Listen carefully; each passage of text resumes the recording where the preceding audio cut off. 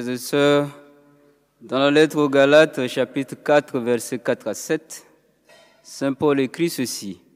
« Quand vint la plénitude du temps, Dieu envoya son Fils, né d'une femme, afin qu'il nous soit donné d'être fils adoptifs.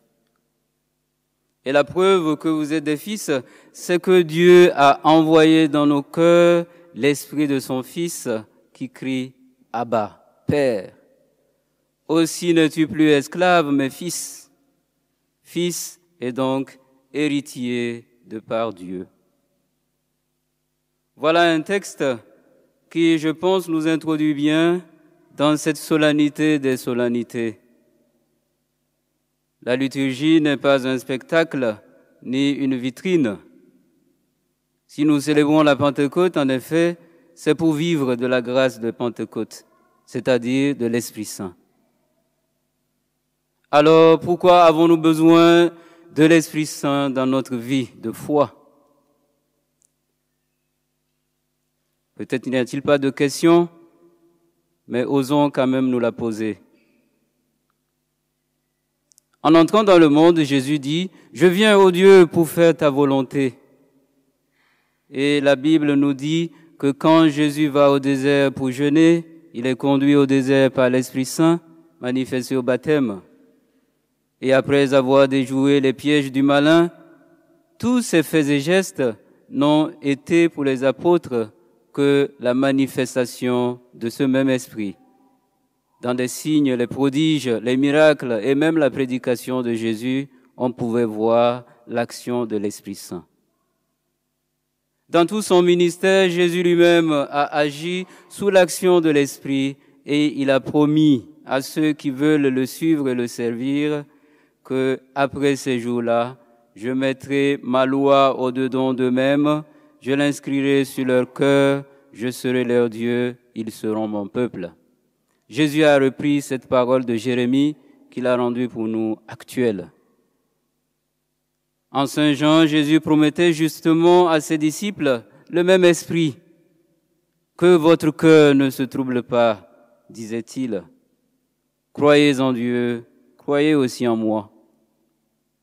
Dans la maison de mon Père, il y a de nombreuses demeures. Sinon, vous aurais-je dit, je pars vous préparer une place. Quand je serai parti vous préparer une place, je reviendrai et je vous amènerai auprès de moi, afin que là où je suis moi, vous aussi vous soyez. En effet, qu'est-ce qui est à l'origine des troubles dans notre cœur? N'est-ce pas le fait de se faire des soucis? Jésus nous dit clairement, ne vous en faites pas, ne vous faites pas de soucis. Je suis venu dans le monde pour donner du sens à votre vie. Votre cité se trouve désormais dans les cieux, et là, il y a plusieurs demeures dans la maison de mon Père. Voilà ce qui devra préoccuper et intéresser le croyant, cette promesse de Jésus, être en sa présence. Je vous y mènerai afin que là où je suis, vous y soyez vous aussi.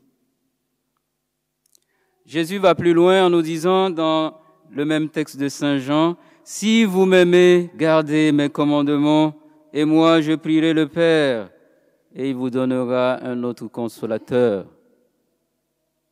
Moi je prierai, et l'Esprit de vérité que le monde ne peut recevoir vous sera donné. » C'est aujourd'hui que ce don nous a été fait, ou en tout cas, c'est aujourd'hui que se renouvelle pour chacun de nous ce don inestimable de l'Esprit Saint que Jésus a promis. Dès que tu reconnais et aimes Dieu en lui disant « Dieu, je t'aime », Dieu s'engage à faire la suite, à mettre le reste dans ton cœur. Il est ton Dieu et tu seras pour lui, avec tes frères, son peuple. Si tu dis que tu es chrétien et que tu ne demandes pas sans cesse l'Esprit de Dieu pour discerner, si tu demandes autre chose dans tes prières et ne demandes pas cet Esprit Saint, cela veut dire que tu es encore du monde. Cela veut dire que tu n'aimes pas assez Dieu. Tu n'as pas encore souci de garder les commandements. En effet, beaucoup de gens qui se disent encore chrétiens vivent hélas comme tout le monde, vivent sous la grâce générale de Dieu. Il fait lever son soleil sur les bons et sur les méchants, mais ne cherchent pas à entrer dans ce lien particulier et privilégié des enfants avec leur Père. Entrer sous la dépendance de l'Esprit Saint. Faute de quoi, nous le savons bien, dans notre vie, on tourne en rond, on piétine et même on recule. Frères et sœurs, dès que l'Esprit Saint entre dans le cœur de quelqu'un, il en fait une créature nouvelle et ça se voit, ça se sent. Il est reconnaissable à ses fruits. L'Esprit Saint lui permet alors, sans effort, de garder les commandements. Pas besoin de connaître la Bible de la Genèse à l'Apocalypse. Tout est mis à sa disposition. Il pourra circuler librement, aller et venir dans les volontés et les promesses de Dieu. Puisque le Seigneur nous dit, l'Esprit Saint nous fera souvenir de tout. Avec l'Esprit Saint, frères et sœurs, la pratique des commandements devient très facile, puisque l'Esprit lui-même rend témoignage. Il fait appeler Dieu notre Père. Sa présence dans le cœur permet de se reconnaître comme enfant de Dieu. Et comme enfant de Dieu, tu ne peux pas trembler. Tu es inébranlable dans le monde. Le monde t'est soumis. La grande question est la suivante. Est-ce que tu le crois? Le crois-tu vraiment? Jérémie et Jean se rejoignent dans ce que Jésus dit sur les commandements et le Saint-Esprit. Ils nous disent qu'en ce jour-là, il nous sera donné. En ce jour-là, mais quel jour? Le jour où tu reçois l'Esprit Saint, c'est-à-dire dès maintenant. Dès maintenant, tu peux. Dès maintenant, si tu reçois, tu entres dans l'alliance nouvelle et éternelle. La nouvelle alliance, c'est que l'Esprit Saint rappellera toutes choses.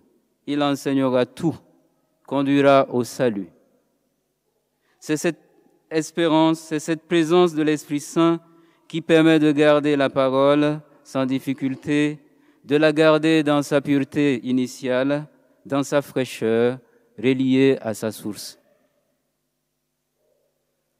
Quelqu'un qui a l'Esprit Saint, frères et sœurs, ne peut pas se mettre à discuter contre la parole de Dieu. Il ne va pas critiquer les conseils de Dieu. Il ne peut pas se révolter contre les ordres de Dieu, puisqu'il est son ami. Alors pourquoi, comme chrétiens, sommes-nous si souvent frustrés? Pourquoi sommes-nous frustrés la plupart du temps alors que nous avons l'Esprit Saint? Beaucoup de chrétiens essayent de vivre leur vie chrétienne par leurs propres efforts. On essaye tant bien que mal de respecter tous les commandements de Dieu, de vivre dans l'amour, de pratiquer la parole de Dieu. Mais justement, on n'y arrive pas. Après plusieurs efforts, quelquefois bien des échecs, on finit la course, exténué, frustré, desséché spirituellement, déçu même de la vie chrétienne. On finit par reculer et enfin, malheureusement, abandonner.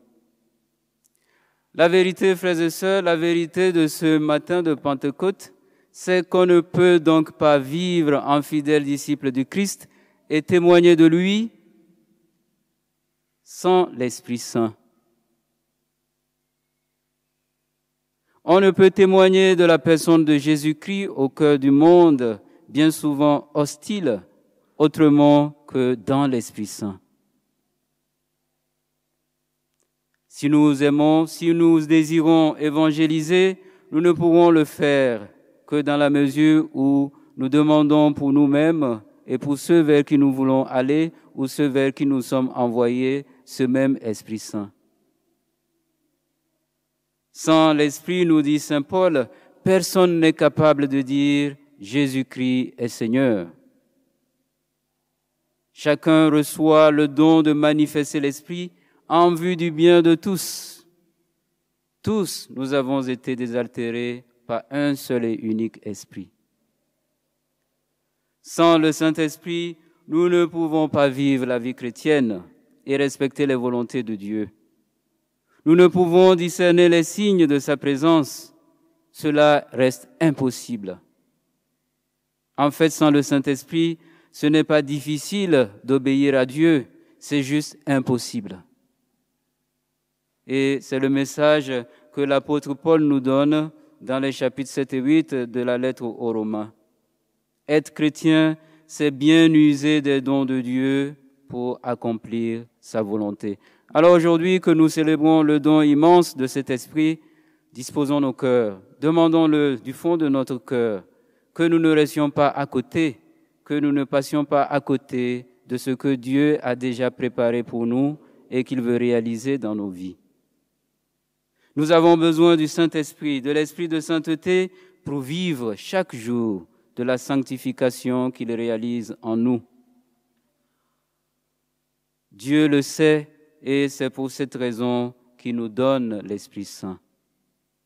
Jésus nous a rassurés, lui qui disait « Et moi, je prierai le Père, il vous donnera un autre consolateur, afin qu'il demeure éternellement avec vous.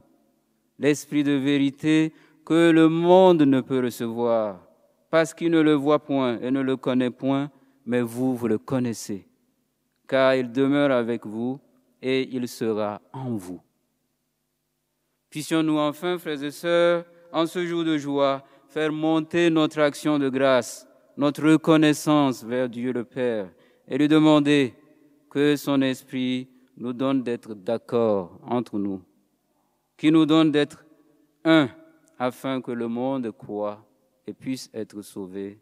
Amen.